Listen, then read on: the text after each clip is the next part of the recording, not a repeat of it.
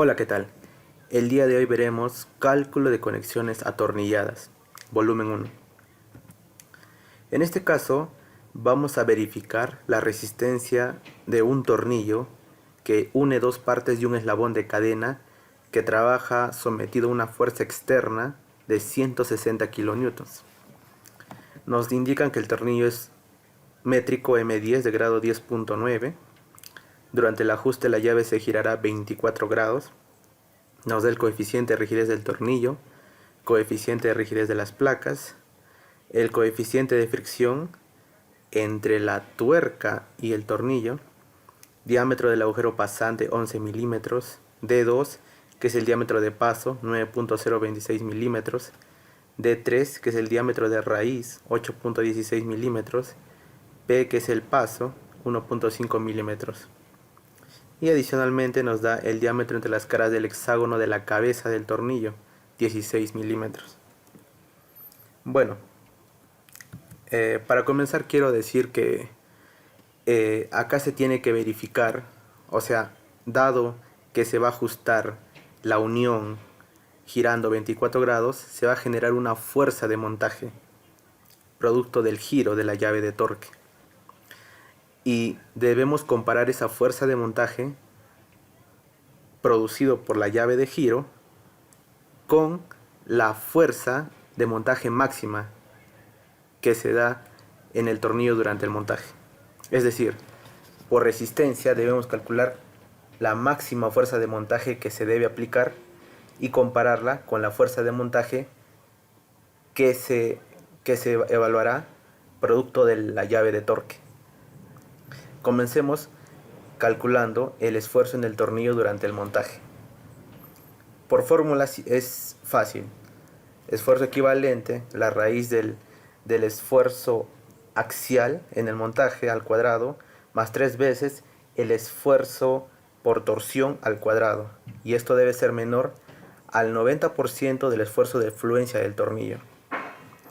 Tenemos ahí la fórmula del esfuerzo axial de montaje, 4 veces la fuerza de montaje entre pi por el diámetro resistente al cuadrado, el esfuerzo por torsión 16 veces el momento torsor de montaje o momento de montaje entre pi por diámetro resistente al cubo, y el diámetro resistente que es igual al diámetro de paso más el diámetro de raíz entre 2. Como podemos ver en la imagen, al ajustar la unión, la fuerza se va a producir la fuerza de montaje, que es una fuerza de equilibrio interno entre el tornillo y las planchas. Por lo tanto, es lo que indiqué al inicio, que debemos calcular esta fuerza de montaje por resistencia, el cual nos dará un valor máximo, y la fuerza de montaje por la llave de giro. Entonces, calculando, por fórmula también tenemos que el momento de ajuste durante el montaje es la fuerza de montaje por el diámetro de paso por la tangente de lambda más phi entre 2. Ahora, tangente de lambda es igual a el paso del tornillo entre pi por el diámetro de paso, que nos da un valor de 3.028 grados. Ahora, la tangente de phi es igual al coeficiente de fricción entre el coseno de alfa entre 2. Ahora, tenemos que tener presente que alfa, que es el ángulo entre los dos flancos de un filete, en roscas métricas e inglesas es de 60 grados. Por lo que reemplazando, tenemos que phi es igual a 9.826 grados. Y reemplazando estos datos en la fórmula de momento de ajuste, tenemos que es igual a 1.03 la fuerza de montaje. Todo en función de la fuerza de montaje.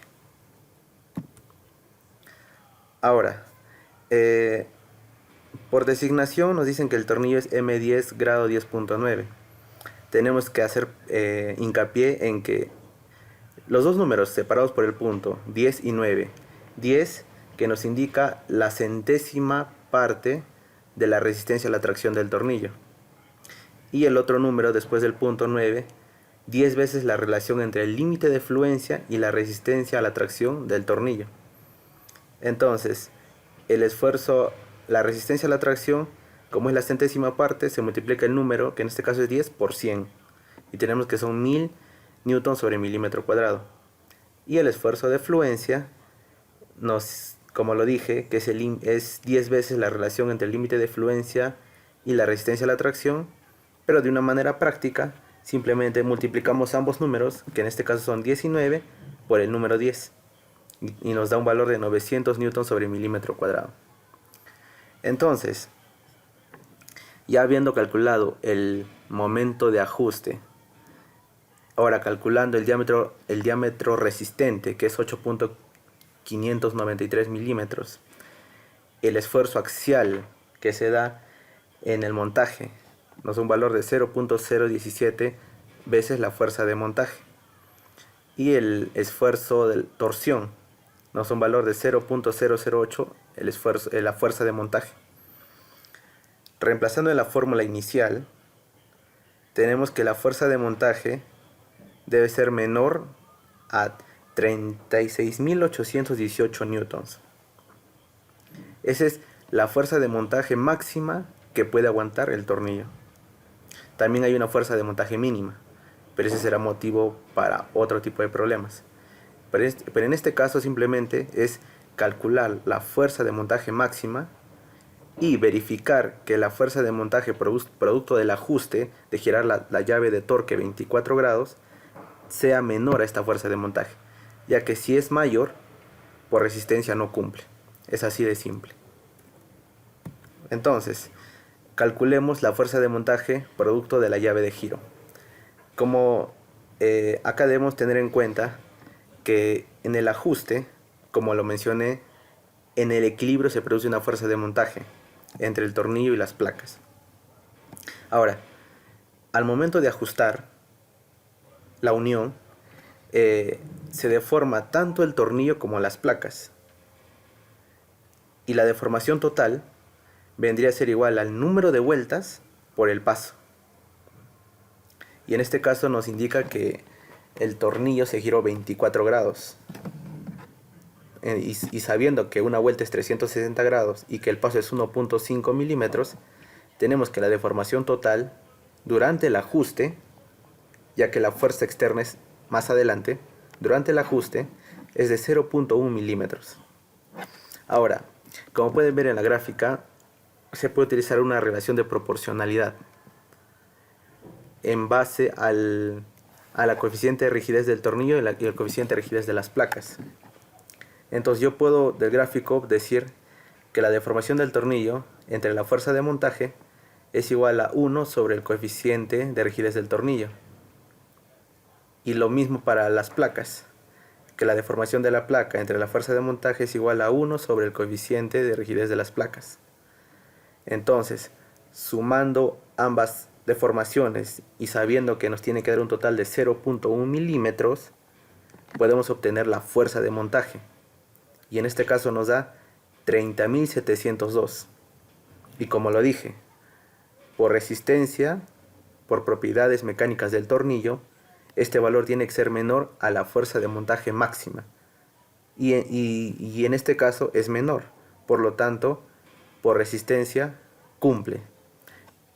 Bueno, hasta ahora solo hemos verificado por resistencia la unión durante el ajuste. Pero ahora debemos verificar ahora una vez sometido a una fuerza externa. Bueno, entonces, ahora calculemos el esfuerzo en el tornillo durante la operación. Como pueden ver en la gráfica, nosotros hemos calculado por resistencia hasta el punto Fm, que es la fuerza de montaje. Pero una vez que tú hayas ajustado la unión, y luego esa unión se es sometido a una fuerza externa, podemos entender que esa fuerza externa trata de separar las placas, por lo que la fuerza en las placas disminuye, mientras que la fuerza en el tornillo se incrementa, ya que la está traccionando. Y se puede ver muy claro en la gráfica. La fuerza externa se va a dividir tanto para los tornillos como para las placas. O sea, a lo que voy es que una parte de la fuerza externa va a incrementar la fuerza en el tornillo, mientras que la otra parte de la fuerza externa va a disminuir la fuerza entre las placas. De igual forma, la fórmula para los esfuerzos en el tornillo durante la operación es similar a la anterior, simplemente que en este caso ya no toma el 90% del esfuerzo de fluencia, toma el 100% del esfuerzo de fluencia. Y por teoría, el esfuerzo de torsión durante la operación, o sea, después de ajustar la unión, nos dice que es el 50% del esfuerzo de torsión calculado durante el montaje. Por eso es que se coloca tau m entre 2. Y el diámetro resistente es similar al anterior. Entonces, como les dije, la fuerza en el tornillo, luego de aplicar la fuerza externa de 160 kilonewtons, se incrementará. Ahora, la fuerza máxima que actúa en el tornillo sería la fuerza de montaje, que ya lo calculamos, más la fuerza parte de la fuerza externa en el tornillo. Entonces la parte de la fuerza externa en el tornillo se calcula por fórmula, que es el coeficiente de rigidez del tornillo entre el coeficiente de rigidez del tornillo más el coeficiente de rigidez de las placas por la fuerza externa. Por eso les digo que una parte de la fuerza externa se va a los tornillos y otra parte de la fuerza externa se va a las placas. En este caso, la parte de la fuerza externa que se aplica al tornillo es de 19.649 newtons, luego de reemplazar las fórmulas. ¿Ya? 19.649 newtons. Y si ustedes quieren saber cuál es la fuerza cuál es la parte de la fuerza externa que se aplica en las placas, en vez de colocar en la fórmula CT, se coloca CP. Nada más. Ahora, ya teniendo la parte de la fuerza externa que se aplica en el tornillo, le sumamos a la fuerza de montaje y tenemos la fuerza máxima que está en el tornillo. Fuerza de montaje fue calculada anteriormente, 30.702 newtons, más la parte de la fuerza externa que se aplica en el tornillo, 19.649, tenemos que la fuerza máxima que actúa en el tornillo es de 50.351 newtons. Ahora reemplazamos datos, el diámetro resistente, en este caso el esfuerzo axial, en el primer caso la fuerza era la fuerza de montaje, en este caso es la fuerza máxima en el tornillo, porque la fuerza externa incrementará la fuerza que había en el tornillo después del montaje. Entonces, reemplazando fórmula, tenemos que el esfuerzo máximo que se da en el tornillo es de 895.632 newton sobre milímetro cuadrado y el esfuerzo de fluencia del tornillo es de 900 newton sobre milímetro cuadrado, por lo que después del ajuste, luego, o sea, cuando se le aplica la fuerza externa de 160 kilonewtons, el tornillo también cumple, pero debemos darnos cuenta que estamos al límite, por lo que tal vez deberíamos evaluar esa fuerza, ¿no? Ya que si calcularíamos su factor de seguridad, por lo menos debería darnos 1.5, pero en este caso no lo es. Pero de todas formas cumple.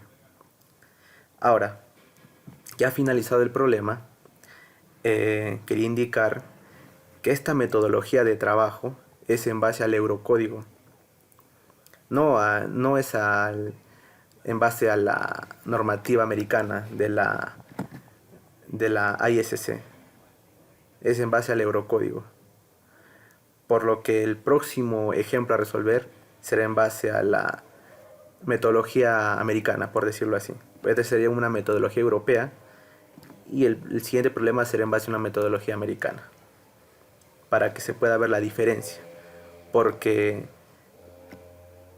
en universidades como la UNSA, la UNI, la Universidad del Callao, se utiliza la metodología americana.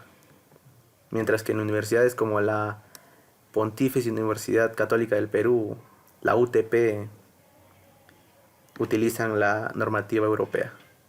Entonces, más adelante se hará una comparativa para que puedan ver qué método es más conservador. Muchas gracias.